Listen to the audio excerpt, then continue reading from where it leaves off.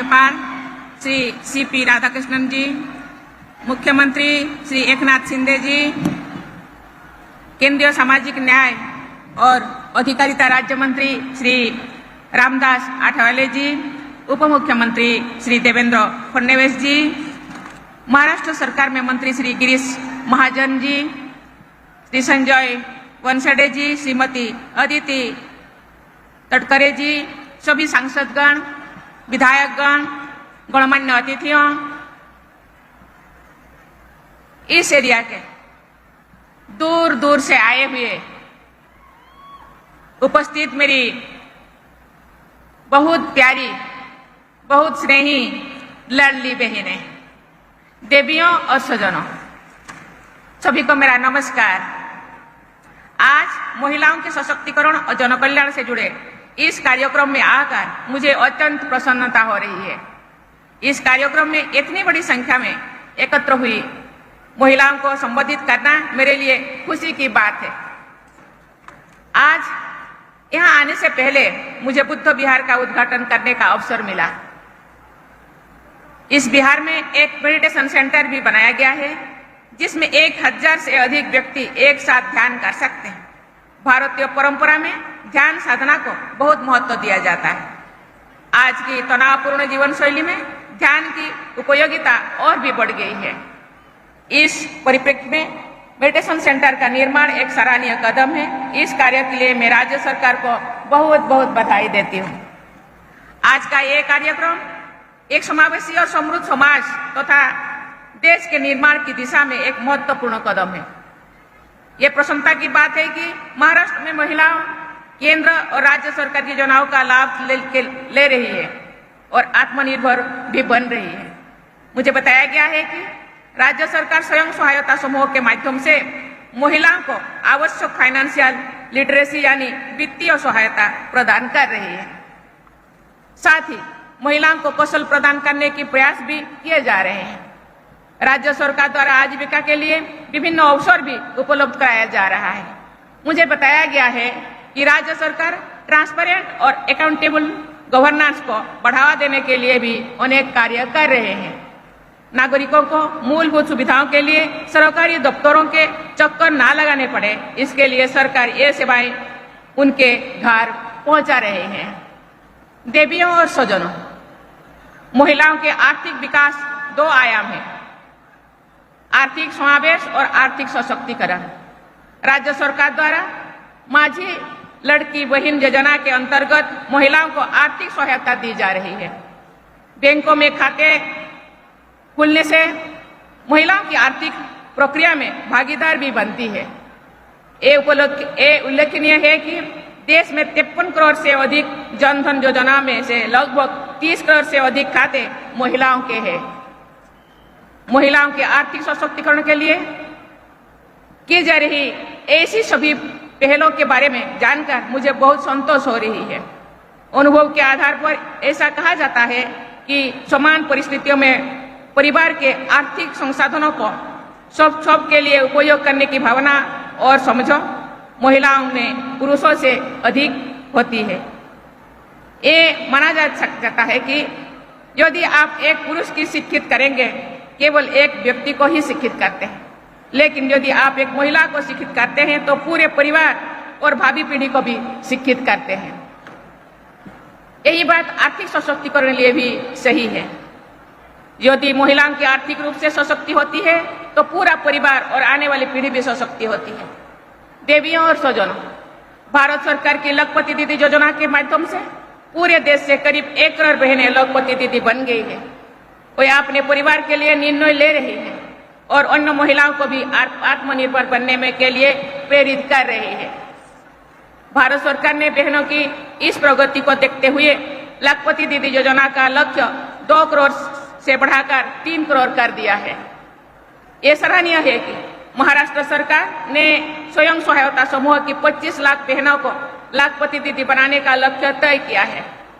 मुझे ये जानकर खुशी हो रही है कि अभी तक महाराष्ट्र में 13 लाख बहनें लखपति दीदी बन चुकी हैं। लखपति दीदी पहल के द्वारा अनेक महिलाओं के बढ़ते आत्मविश्वास, जागरूकता और नवचेतना के उदाहरण सामने आ रहा है। ये सराहनीय है कि राज्य सरकार महिलाओं के स्वास्थ्य और पोषण की सुनिश्चित करने के लिए भी अनेक कदम उठा रहे हैं। ये देखा जाता है कि प्रायः माताएं और बहनें परिवार के स्वास्थ्य का ध्यान तो देती है, लेकिन अपने भोजन और स्वास्थ्य का ध्यान नहीं रखती है। मैं सभी बहनों से कहना चाहूंगी कि आप सब अपने स्वास्थ्य पर भी जरूर ध्यान दें। बच्चों और परिवार की देखभाल करने में अपने स्वास्थ्य को अनदेखा नहीं करना है।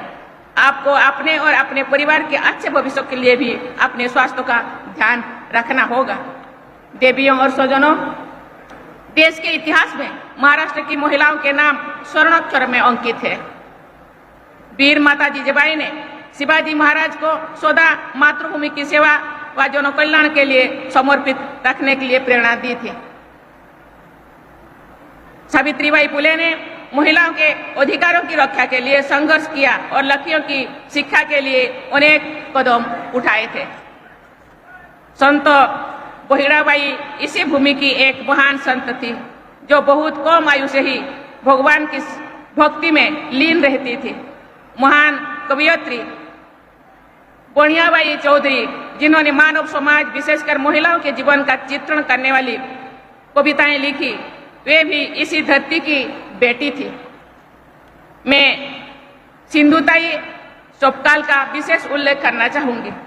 उन्होंने सड़कों पर रहने वाले कई बच्चों को गोद लिए, हजारों अनाथ बच्चों की मां बनी।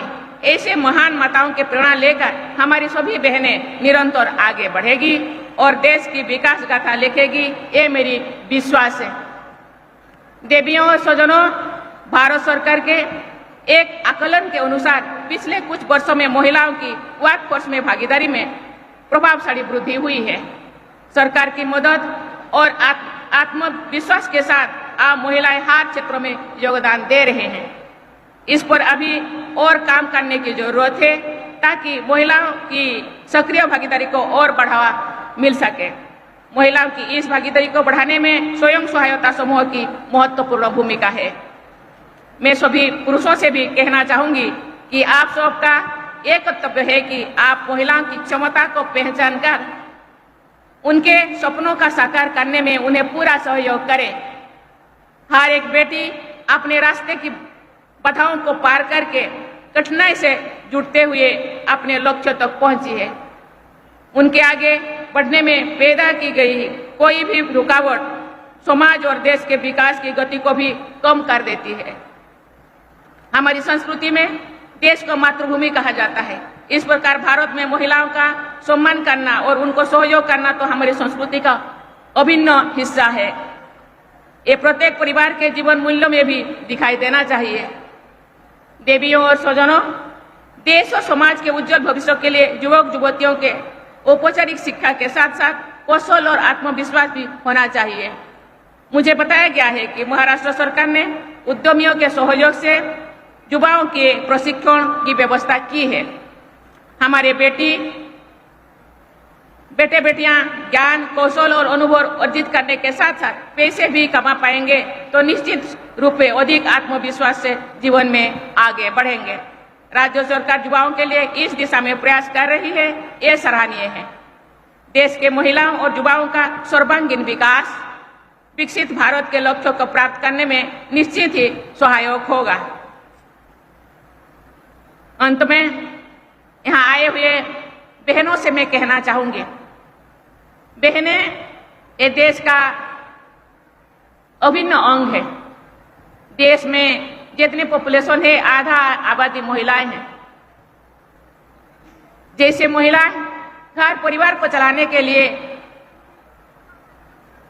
योगदान देते हैं या लीडिंग रोल लेते हैं, ऐसे ही देश को आगे बढ़ाने के लिए अपना योगदान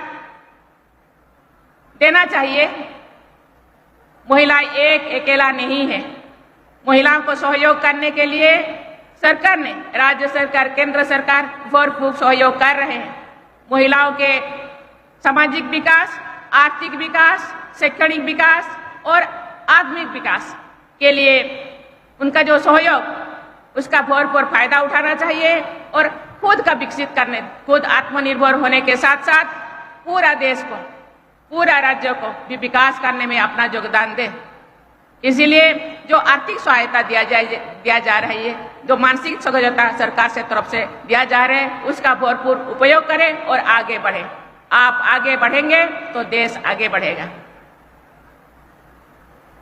अंत में आप सबके उज्जवल भविष्य की मैं कामना करती हूँ और आप सबको गणेश चतुर्थी के पर्व को श्रद्धा और उत्साह से बनाने की शुभकामनाएं देती हूँ, क्योंकि गणेश चतुर्थी, गणेश पर्व महाराष्ट्र के एक मुख्य पर्व है। इस त्योहार के लिए आपको बहुत बहुत अग्रिम शुभकामनाएं। बहुत बहुत धन्यवाद। जय हिंद, जय भारत, जय महाराष्ट्र, जय नारी शक्ती। राष्ट्रगीतासाठी सर्वांनी उभं राहायचं आहे।